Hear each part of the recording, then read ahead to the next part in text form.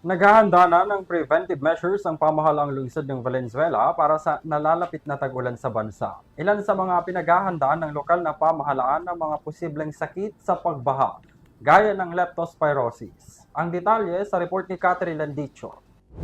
Nang sinimula ng pamahalang lungsod ng Valenzuela ang paghahanda para sa tag-ulan upang masigurong ligtas ng mga residente laban sa pagbaha at iba pang pangani.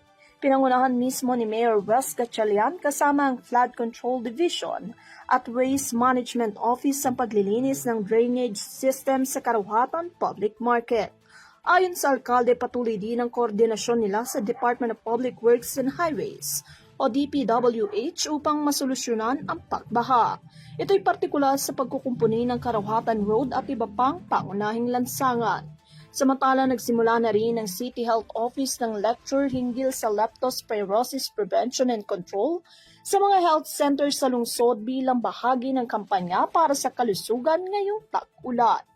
Para sa UTV News, Catherine Landicho, sumasaludo sa bawat Pilipino.